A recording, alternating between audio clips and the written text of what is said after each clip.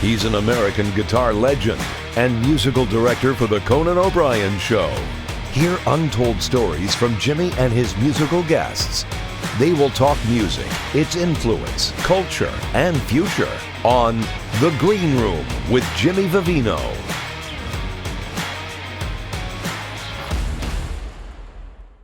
I got weed and whiskey running through my brain, a real good woman to keep me sane.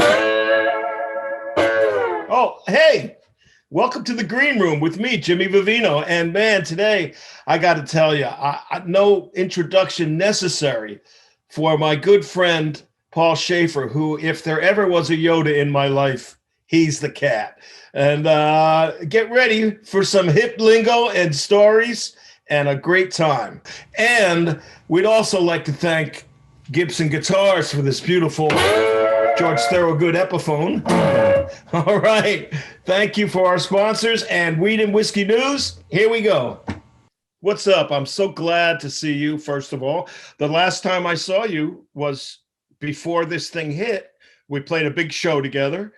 Yes. Which will not be named, and and then you got it. You got COVID.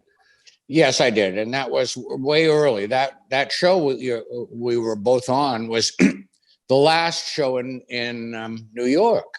Yeah, before they shut the whole thing down for quarantining.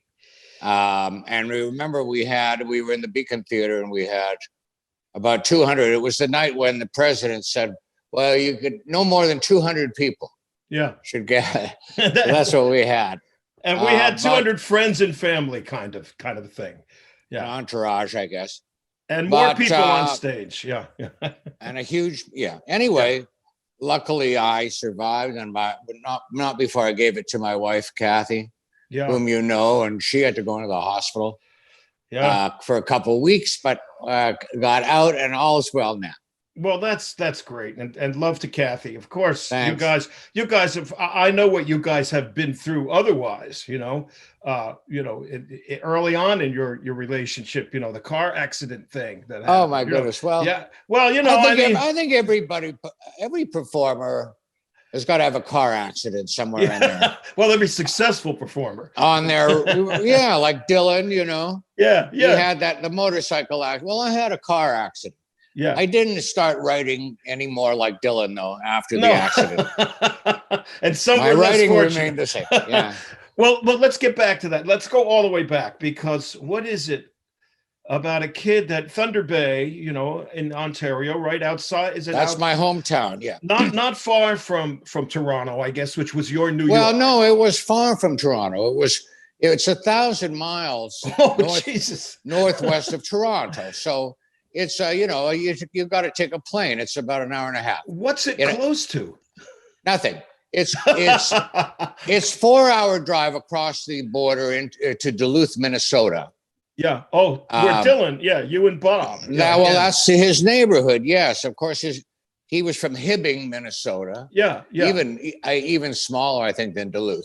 Yeah. Duluth was very much like Thunder Bay. Once you got there, you say, why did I, this is the same. Although the price, we would go shopping because. So the family would get into the car, go across the border to Duluth. Yeah. And then that was 4-hour drive. And then another 3 hours, you would be in Minneapolis. Oh. All, cold locations. Yes, but not as cold as Thunder Bay. I don't think. It's all pretty cold. No, but you're getting up there. Duluth is about the same.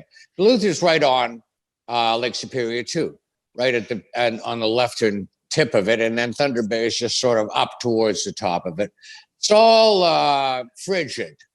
So let's talk about let's start here, because this is where I start with show business. Okay. Yeah. Not just music, not just being a virtuoso player, but showbiz in general. I think for me, and tell me if this applies to you, it started with my parents' record collection. There was a pile of records, and they didn't have 50 records. There was a pile of records that leaned against the wall over by the hi-fi, and you'd have every Broadway show And then my father had all Louis Armstrong, Harry James, big band records, Ella Fitzgerald and Sarah Vaughan. And then there was a handful of comedy records. There was Bob Newhart. There was Von Meter, First Family, and there was like some Pat. We had some Pat Cooper. I don't know, some Italian humor records, and and that was it. That was so. There was everything that we love. There was music, comedy, and Broadway.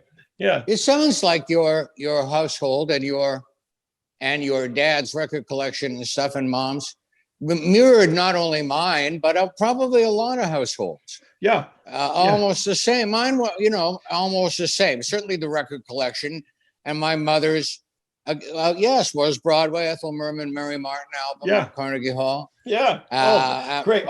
Did you guys have Harry Belafonte Calypso album though? Oh, I think so. Oh, everybody had that. He hit huge. Hard, and Alan Sherman.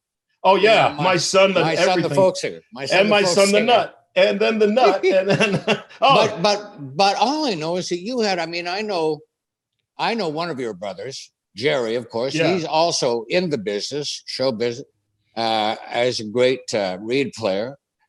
And then, of course, I don't know him, but it's your other brother being the famous Uncle Floyd. Yeah, well, he was Mo. Yeah. Of the Three Stooges. We were the Three Stooges, and he was Mo. I see. And then me and Jerry, either one of us could be Curly or Larry at any given moment.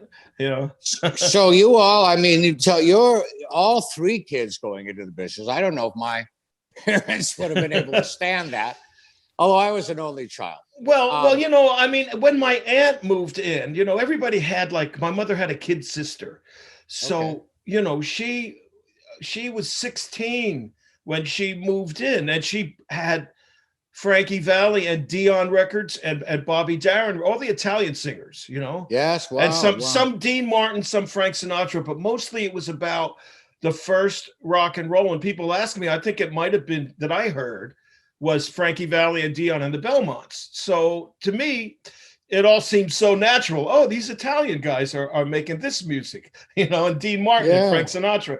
But it wasn't until I started to see other bands on Ed Sullivan that I understood there was more going on. But you as a piano player, right? You must have seen the Four Seasons with Gaudio up there on the piano, that acoustic piano on Ed Sullivan. Is that the first First of all, well, yes, absolutely right. And I'm amazed, of course, coming from Canada, and I only got to the US, in 1974. But I am absolutely blown over by the musicians, pop musicians, who say, and they all say it, whether they're a little older than I am or a little younger. When I saw the Beatles on Sullivan, that's when I decided, well, with all due respect, and I got to understand them a little bit more as they went along, of course. But when they, I barely noticed that the Beatles were on Sullivan because I was still reeling from when the Four Seasons did Big Girls Don't Cry. Yeah, great. Yeah. it blew me away. Blew me away, such that and now you could see the appearance on YouTube. Yeah. But when I finally saw it, first of all, it wasn't a piano. It was a B3. Oh, okay. That Gaudio is playing. You're right. Now, you're right. It was a B3. Yeah. Maybe it's because we don't have much to do in COVID, but I'm still going over that appearance and in my mind. They all and realizing why it was a B3. At first, when I noticed that, I said, well, that. And when I finally met Gaudio, he didn't really tell me. I said, well, B3, what, why? And he said, well, it was there. Yeah, it was there at the theater. Yeah. But what I've learned since from listening, sometimes you can hear on YouTube like Four Seasons Live, actually back in 65 or something, playing a gig, at the Palisades Park or something. And we learned that they were, with the addition of a drummer, they were self-contained. Yeah. And Gaudio played organ in the live act. Yes. Because it filled out, it had a bigger sound. It filled out the sound. It was more like, when you hear him live, he was playing organ. And these Jersey guys had this connection to organ trios Yeah, oh yeah. Which is, yeah. I've only learned recently, like, I got to interview Frankie Valli, and he explained it. Like, and I don't remember the location, wherever they were, where they come Bell from? Sound. Bell. Oh, they came out of Newark mostly. Newark, but is there a suburb of Newark where? Yeah, Belleville maybe, and I think that's what I'm trying to think of it. Yeah, like Belleville. That. But they were clumps with organ trios. That's where Gaudio came from, Belleville. I see. Yeah. Frankie would go down and sit in with these organ trios, and sing jazz. He, of course, was a little older than we are, and from the jazz era, and loved jazz. And and I think they even played with Jimmy Smith. They ran into Jimmy Smith, and Frankie may have sung with him. Every lounge when I was a kid, every time my father took me to a bar after his work, there was an organ. There was an organ in New Jersey everywhere. And, that's part of the same thing with Felix Cavalieri, the organ. Yeah. And the organ, it's funny because the Four Seasons, they actually played all Firebird guitars and basses from Gibson Firebird. Of course, we remember that look. Yeah. Which were so odd looking. They were the only ones playing them way before Johnny Winter ever got one. And isn't that interesting? Yeah. Who knows why? And we all, I'm sure you as got to know Nick and Tommy also at some point in your life. Just got to meet them. Yeah. I've got a quick Tommy story. Go ahead. I met him two times when they were inducted into the Rock and Roll Hall of Fame early, maybe in year number 4 or something. And they were there. Nicky was still alive. And I got Nick and Tommy and posed. I insisted on posing with them in an old-fashioned kind of vocal groups. Because they didn't know themselves whether they were a vocal group or a self-contained instrumental group, Yeah. Of course, when the Beatles hit, no question about it, they were self-contained. But I still loved that Four Seasons. And then at the opening of Jersey Boys. Yeah. And I see Tommy DeVito again. And now he's kind of older, Yeah. By this point, I think he was 77 when Jersey Boys opened on Broadway. Mm-hmm. And of course, they're very honest with their story and about how these guys were, on the edge of being criminals in Jersey. Yeah, that's right. Doing time, and one of the jokes in Jersey Boys, one guy's just getting out of the slammer, the other guy's going in, Right. They were from Down Neck. They were from Down Neck, right? It was called Down Neck, Newark. Where are you from? Newark. Down Neck. I got to learn this stuff. Down Neck. See? Yeah. This is the stuff I need to. Well, have that in Canada. For anyone who doesn't know, we're talking about Nick Massey and Tommy DeVito, who were the bass player and guitar player, along with Bob Gaudio, Frankie, and Joey Cassiri. Just recently died, right? Yeah, he did. Yeah. Yes. Now, that I had, when my buddy Lee Shapiro joined up with them, they had Joe Long, who I thought was one of the coolest guys I ever met. Left-handed Fender bass player, I think he was. Yeah. No. Okay. I thought it might have been Joe Long that just died. It could be. Actually. Yeah. Yeah. And then I found out from that Charlie Colello actually played bass for the band for a while. Now we're just going to talk about Four Seasons for 2 hours. We could. We absolutely could. We could. Now, but the Tommy DeVito story is, I see him after the show, and I said, "Man, that must have been a trip. Seeing your whole life up there on the stage, and with all of its warts and all." And he said, and I couldn't believe he had ever been a singer, because this is how he sounded. "I'm 75 fucking years old. What the fuck do I care?" Well, you couldn't get a better response. You could not. So that was, I took that to heart. I only worked was in a situation with Tommy one time. Joe Pesci had called me. We knew each other. When I first started working in lounges with Andre and Sorrell, with Bobby DeAndre and Frank Sorrell, everybody had a Martin and Lewis act in Jersey. So I would go into like the Jolly Smuggler in Toto in whatever in Little Falls, New York, and the next week Vincent and Pesci were coming in, Joey and So Frankie and Joey were coming in. So we had run across each other as guitar players, in the early 70s. That's before Joe was an actor. So he was making a record of Louis Prima songs and had me doing some horn charts. And I get there, and Joey says to me, "You know Tommy, right?" And I'm like, "No, I never met Tommy." And I shake his hand. He goes, "What the fuck are you shaking his hand for? He's nobody." But he loved him. He loved right Tommy. In character. Of course. He employed. Well, Joe is always just Joe is what you see. That's it. And Tommy, Joe kind of took care of Tommy. He made sure that he was okay and that he had a job, and he employed him because Tommy was painting houses for a long time after the Four Seasons. Because they had that whole second, after iteration. After My Eyes Adored You, and with Lee Shapiro and Jerry Polchi and all those guys, But though they were the originals and they were a band, they weren't up there lip syncing, man. Those guys were singing. They were. Well, you can hear them live again, from some of these gigs, and yes, they were singing, and they're amazing, and they sound good, just the four voices, because obviously on the records they overdubbed, and Frankie would always put on one background part even higher, I saw pictures of them in the studio with crew, and recently I'd never seen these pictures with Ellie Greenwich. And I two saw other that girls. too. Did you see it? And Eric Gale and Vinnie Bell and Rainey and I think Styx Evans and or Purdy on drums. And I think they were making a Christmas record, in like the late 60s or mid 60s. But Darlene would tell me, Darlene Love, who we both know and love and worked with, would tell me she sang background on a lot of these guy group records too. So I don't know how much doubling there was done by other singers, but I love that we remain that there's a mystery as to what really happened. We still hear new things when we listen to those records. So the first record you ever went out and purchased for yourself? First album was the Four Seasons. No 45. No 45. Well, first 45. I don't remember if I bought a 45 or an album first. First 45 was "Can't Hurry Love" by the Supremes. Yeah.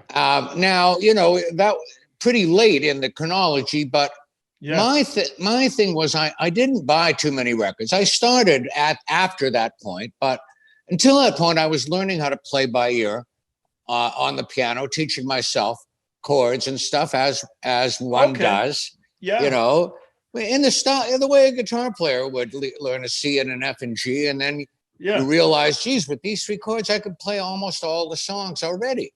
And then you learn one more chord, and that's kind of what I was doing, and playing the songs. I'd come home after school, sit down, and instead of putting my 45s on, I would sit down at the piano and just play Ronnie by the Seasons and.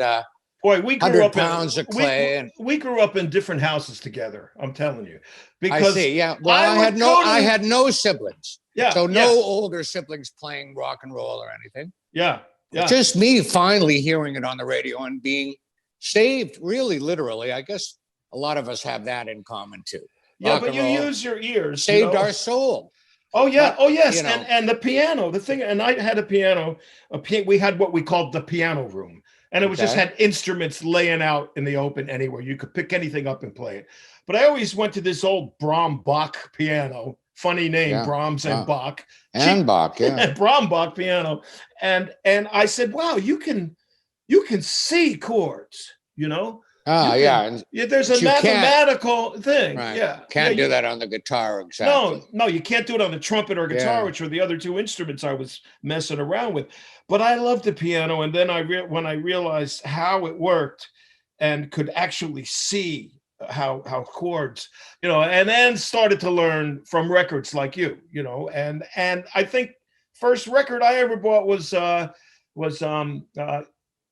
Did Our Love Go by the Supremes. Because how about that? Yeah, knocked me out, right? That was a new sound when we heard that sound. So then when and when I heard the sound later of Can't Hurry Love, that I finally had to break down and buy the record. I was playing it on the piano, but the sound of that record was too good. I had to go finally plunk down my buck. I think it cost $1. Yeah. How did you find like-minded kids to play with? Well, there were a couple of kids. We were friends, and just a few of us, and a couple of us simultaneously found out that After Dark you could receive American radio stations way up there in northern Canada. Somehow they bounced up the whatever, and after dark, and I could pick up WLS Chicago. And a lot of us were started listening, not a lot of us, but a couple of like-minded guys, listening to a DJ named Dick Biondi, who became well-known and later went to Hollywood and was on KRLA out there or something. And but maybe, one of the early screaming personality DJs. And I became very tuned into what the top 3 most requested songs in Chicagoland were, because every night he would play count them down and stuff. And I would pretended I lived in Chicago, and that was, and then when I found KAAY, Little Rock, Arkansas, all soul music from 12 midnight on. That was like I had gone to heaven. Rhythm and blues. And I don't know about what it was about soul music. Even up there, we didn't get a lot of it. Some of these records I had to order, almost like you read about the British kids ordering. Sure. Or maybe even a little more special when you have to order it. Well, but I remember Rick Danko telling me that when I asked him, because he said, well, Lefty Frizzell, he said, Canada, country music. We didn't have the blues up there, and we didn't get anything but, Hank Williams and Lefty Frizzell and country music. And that's why, there's so much of that in the Canadian music. Band. In the band, especially. And in the band, sure. So, but yes, that's true. Certainly in Thunder Bay, all 3 stations were country in the afternoon. What year is this? Around 64? 60s, or 62. I kind of remember 62 being that way. Yeah. Country on all 3. We only had 3 radio stations. They were all country in the daytime. And then a little bit pop, and then rock and roll started to seep in gradually. Yeah. And that was my experience with it. And certainly never saw an organ trio. There was one woman in town, a professional musician she seemed ancient to me at the time. I was, of course, a kid of 10, and maybe she was 40, but she had white hair and appearance of an old lady who would show up to play a fashion show or something and have her big organ moved in and sit there with a white poodle on the bench with her and play, old fashioned with a lot of reverb on the organ. Yeah. She's like a Joanne Castle kind of a person. That's right. And her name was Noni Cooper. And one day she left the organ. They hadn't picked up her organ yet, and it was still in the hall. And I was in that building, and I sneaked up and saw that organ. And there was another kid there already. There was a second kid also who had figured out how to turn it on and was screwing with it and figuring out. And I just sat right beside him, and the two of us kind of together were figuring, well, how does this drawbar? My first experience with it. And then I couldn't sleep after that. Something about that Hammond organ really charmed me. So what was your first? So when you went to play with kids, was did there have to be a piano in the house? I joined a band. First, we had some jam sessions in my house with the piano, and kids were just kind of learning how to play guitars. But I started playing in the school assemblies pretty early, and I used to play a piece. I'd be asked all the time since I was little, playing a piece from my lesson. And then one year I decided I don't have to do that. And I played Pipeline by the Shantays. yes. With a big glissando. Instead of I went, and the kids went wild. Yeah. It was like I was the Shantays myself. Yeah. And that's when I saw you got the bug. The power of covering. Yeah. Maybe that had something to do with why I was never that concerned with writing. Well, covering correctly, I think that we're alike in a lot of ways. When I met you, you were already into second year, I think, of the Letterman show, probably, and you had already a history in New York. I want to talk about that pre-Letterman history. Well, I know you had bands as a kid, and I know there's a great story about seeing the Guess Who that you tell once in a while. I can't remember what song they were playing, but well, another reason why maybe I never focused on writing, because before, I mean, they became writers, of course, and had many hits, original songs, but before that, they toured back and forth across Canada doing covers. A totally satisfying night of music and entertainment from them. Yeah. None of them their own songs. Their version of "Shaking All Over It." Well, they had "Shaking All Over." Is that them or Johnny Kidd first? They covered Johnny Kidd. Yeah, and that was the best cover. But they covered it so well because they could really, they could cover it right, like you said. And in their show, they could do impressions of when they did a Penny Lane, they sounded like that record, even though, I mean, they were 4-piece, Yeah.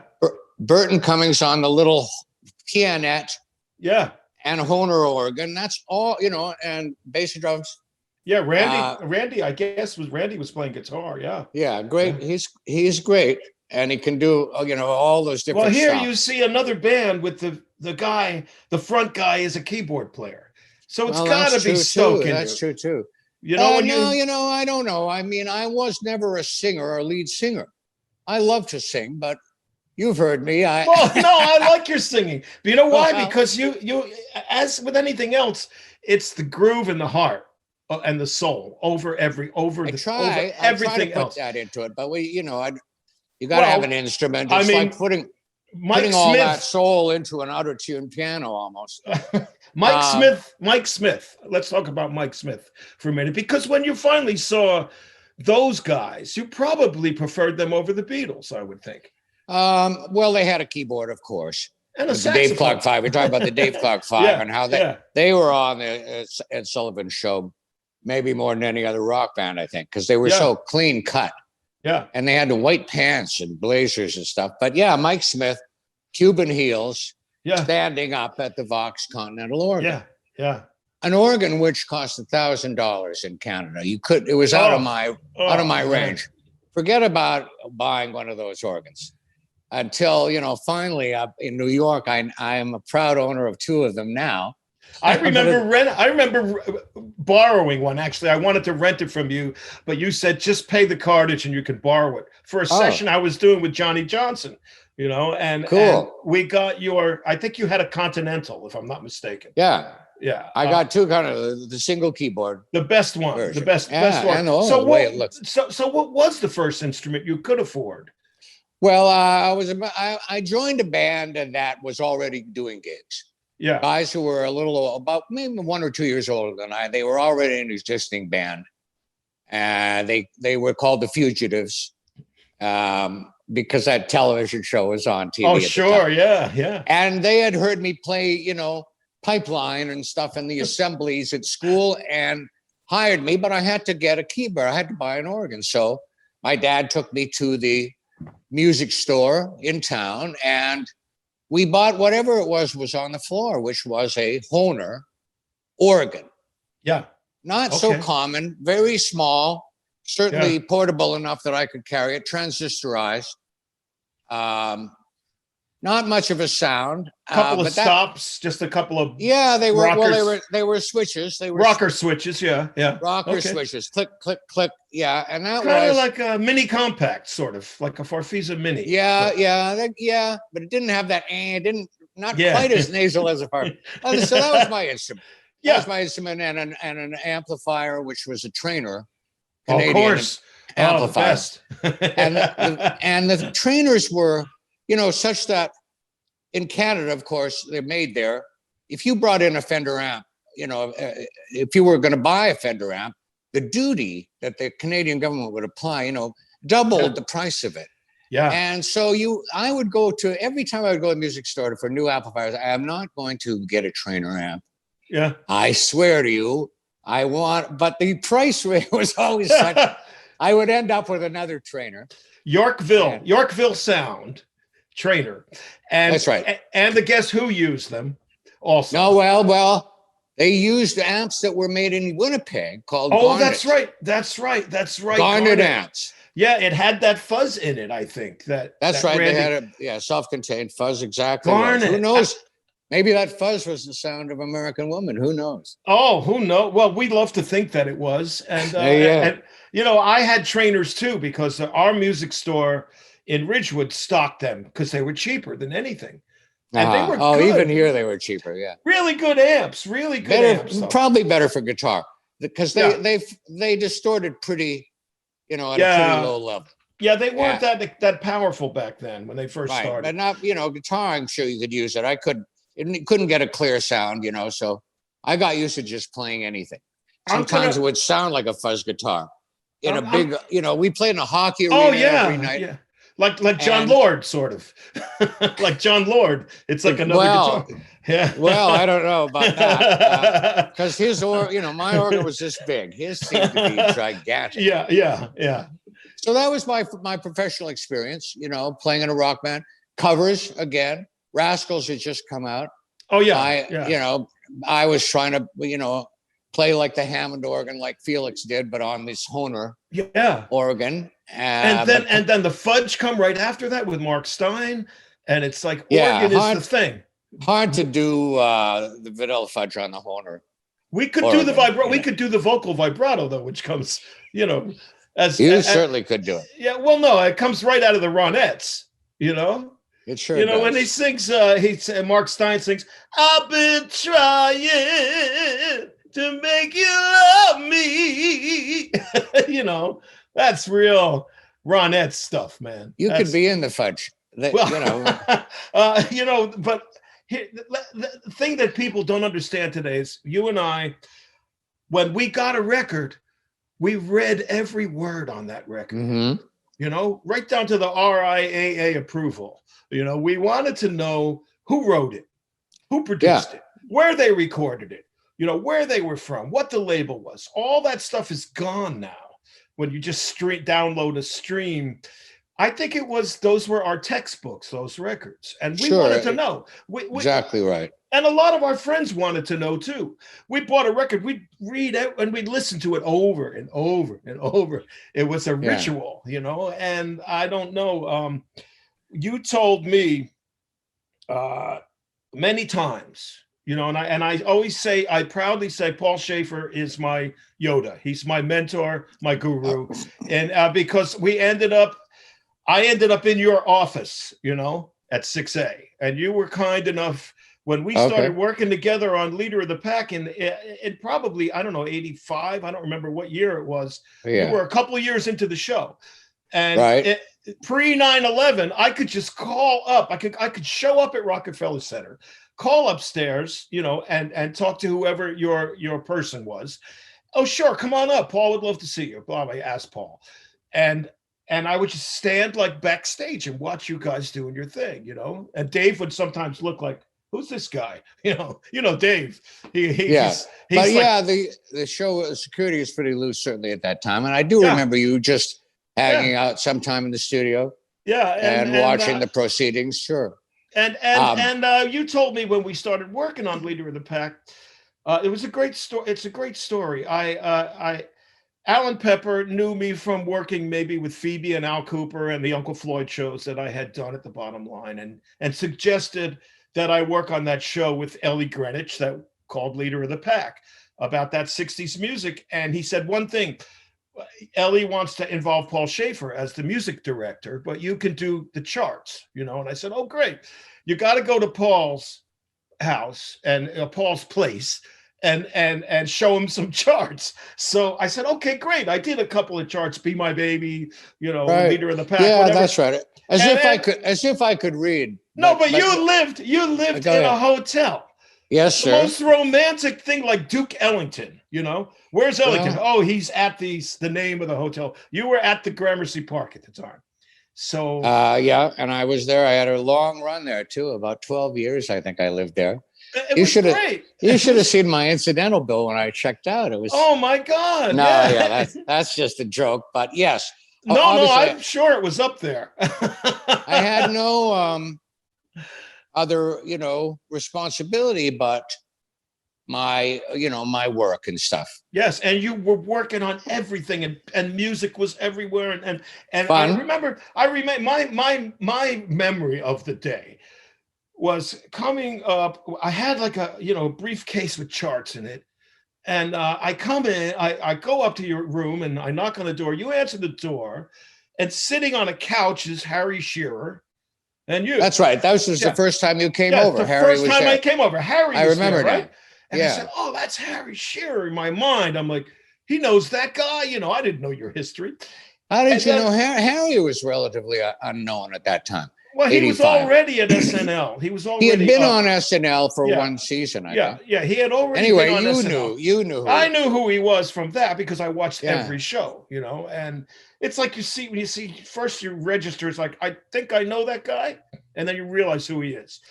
And I can say this because we're on Weed and Whiskey television, but you had a Superman lunchbox, if you remember it. Superman. There was a Superman lunchbox, and you opened it up, and it smelled like Christmas inside there. Well, so anyway, we all got a little nice, and I showed you the charts, and you just looked at them maybe and just said, "Fine, just put them away." And then you told me later, "Well, I couldn't read them anyway." But I think that you had written out charts that I could read, of course. Yeah, of course.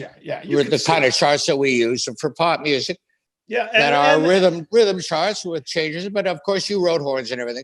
I must say, my recollection, you did such a great job on all those charts. So you were always the musical director. I think I became a consultant, supervisor, or consultant, or something like that, and an actor. And I got to play the role of Phil Spector. Yes, in it. Because down at the bottom line, where we all did it first, it was brilliant. Yeah, and it was just nothing but the songs of Ellie Greenwich, as she had written. I mean, she wrote so many of the beloved songs of the 60s. Just the songs and some sketches, a couple of sketches in between the songs. And Bobby J. Bobby J narrating it. Narrating great oldies DJ with a great voice. He narrated it. His narration always seemed to be, back then you could get a pound of butter for $1.45. Yeah. Did you notice that? Exactly. No matter what he was narrating. Well, Melanie Mintz wrote that stuff for him to say. I see. So anyway, I said, and then, but it was brilliant, and of course, it was the first time we heard Ellie was in it. Not only was it her story and her music, was in it. But she joined the cast for the second half, and she made sure that the vocals were exact, sounded perfect. And it was the first time and she brought Darlene Love to New York to be in it. I remember that. For both of us. Darlene did a show. Every show was, a performance of Darlene carrying the whole damn rest of the show on I don't think shoulders. We'll ever have that kind of excitement in our lives again. When she went on, and even if she was just, when her solo numbers were to die from, but even if she was just in the background, singing her part, it lifted us. The advice I got from you about band leading, about what was a lot of it was taken in, but the given advice that when you said to me, the thing that has changed my entire outlook on the importance of the record, and saying to me, you must have the bass and drums absolutely perfect.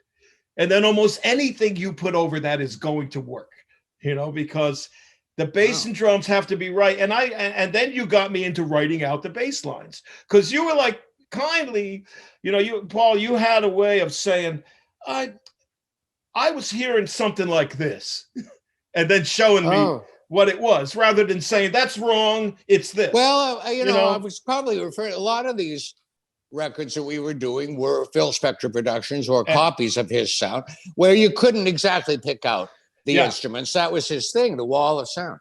So sometimes you're not sure what the bass is really playing. So it was kind of open to interpretation. I must, in my defense or something, remind you that before my era, there was unheard of to say put a record or a tape on in a rehearsal and let the musicians hear what the original feel was. This is what we're going for. It would always be this: an arranger would be booked, He would listen to the record. Yeah. He'd write it out to the best of his ability. Yeah. The chart would be given to the band, who are now reading the chart of a guy who was, trying to hear what was on. They never hear it. They're going just from paper. Yeah. I think I may have been the guy who made an innovation. Hey guys, just listen to this. Yeah. Yeah. Because the Simple as that. The road map, you got to keep your eyes on the road. You can't keep your eyes on the map. And what happens is you get that sterile, those are the notes you wrote, and you get the feel from the record. And I think that was the big lesson, was the time, the feel, and finding the right drummer. Now, I was auditioning drummers, and you were there with me, and we had a lot of great drummers. And I would say, how about this guy? He's good. And you go, that's not the guy. Then finally, the guy building the stage at the bottom line was Leo and Damien. And I think you said, why don't you try out? I don't play anymore. Leo, I'm not. Then Leo tried out, and the difference, you knew something about drummers that I didn't know yet. It wasn't just playing what's there. It's that feel that Leo had, that New York feel that all the guys you worked with had. He really was the perfect guy for that job too. You're talking about Leo Damien. Yes, I don't recall that he was building the stage. Yes, he was building the stage. That's pretty good, and had given up playing for a while. Yeah, he certainly was. Took things seriously, and if he'd given up playing, there was probably some. Oh, he had an opinion for it. He had an opinion, man. But I'll tell you, that feel. Well, he could copy the feels of the record. And of course, he had solid time. Yeah, and which you don't realize how important that is until a drummer's playing a fill and he doesn't. You don't know where the next downbeat's going to be. Yeah, and the drive. You don't want that. And that drive too, because he would say to me, and he was like us in that he would say, Jimmy, listen to what happens at the chorus. Everything gets a little faster. We got to do that, and then we got to pull it back. This was news to me. Was a wake up call to me. I had never thought of doing that. You hear how the old records speed up, and it adds to the excitement, but I would never have thought of imitating that. No, he went that far. The fact that the cats got excited and sped up. But Leo said, when he put that, and it becomes, an accelerando. Yeah, when he put that accelerando into River Deep, Mountain High, bang, there it was. Oh, that's the magic. They're about twice as fast by the end of the record. He was more obsessed than us. Well, that worked. Yeah, that stuff worked. And it's always good. All of a sudden, I got the feeling like even more like we were right inside those early records, because sometimes the vocals sounded so good and stuff. Yeah. And we were sounding pretty good ourselves. You almost felt like you had gone back and entered the Be My Baby. Well, in short, you taught me to listen from the bottom up. Okay, well, that's you're giving me credit I don't deserve. No, you weren't doing or saying things to try to prove a point to me or anything. You were just being you. You were just being yourself. But to me, I was taking it like, okay, this is like a lesson I need to. He's right. No, pretty you good. Weren't right, because I was listening, being a trumpet player and an arranger. I'm hearing the strings, I'm hearing the horns, I'm hearing the vocals. I'm listening to upside down. I'm listening to a record, and when you start listening to a record from the bottom up, that's what dancers. That's what makes people dance. Yes. And the records were so important. Now let me say a bunch of names, okay? Victor Garber, Gildner Radner, Martin Short, Eugene Levy, Dave Thomas, Andrea Martin, all of these people. All right. Why is Canada so funny? Right. Dan Aykroyd, why is Canada? Of course, I am asked that question a lot. The first names you mentioned, Andrea Martin, Martin Short, Eugene Levy, all of these people came and auditioned. They were all in Toronto, 1972, and they all auditioned for the Toronto company of the American show Godspell, which was starting a company up in Canada. And all these talented kids came. And Steve Schwartz, the composer, was up there, and he just picked them out. He found the incredibly talented people that were there. And he hired me too. I was there as an accompanist to play for a couple of friends who were auditioning for him. Yeah. And he said, "Can you play the rest of the auditions?" Which I did. And then at the end of the day, he hired me to do the show, which I'd never done before. But sometimes when asked, why are all the Canadians so funny? Maybe again, because we were watching American television from afar. Yeah. And it was so much more enticing to us because we were so far from it. Yeah. Maybe we took it more seriously. Right. You're not taking it for granted. And watched it more carefully. I don't know. But you mentioned this Ed Sullivan show that it was so, for people of our era, that was so key to showing us not only the rock and roll acts, not only the Beatles being on, but pre-Beatles, the R&B acts. Sure.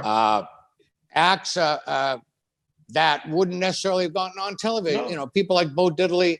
Yeah. And Jackie Wilson, Yeah.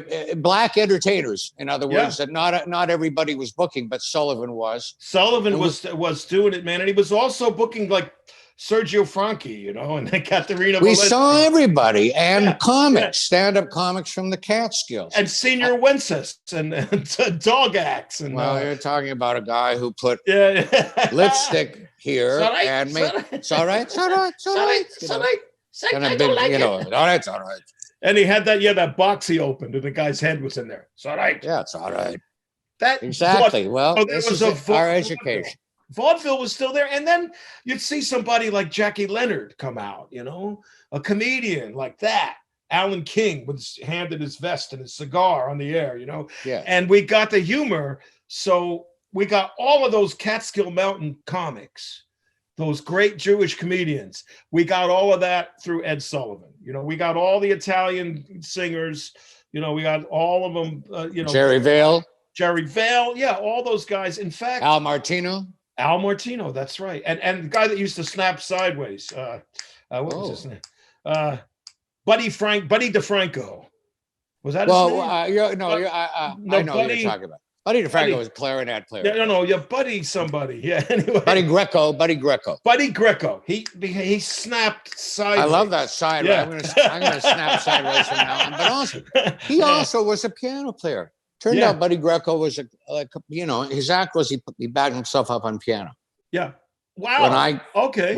When I first got on Letterman, I was hot, and I could go down and see Buddy Greco, which I did in Fat Tuesdays Club.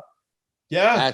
Down in Third. Sure. And actually get to meet him and stuff and talk about the Sullivan Show. So I don't think I ever met Al Martino, but I certainly was at Jerry Vale's home in Beverly Hills because he did a bit for us on Letterman. He sang a song. He sang, I think, the late show anthem or something that one of the writers had whipped up, and he was a real Neapolitan style through the nose. Yeah. He had a sound in the nose. That's the Neapolitan style through the nose, man.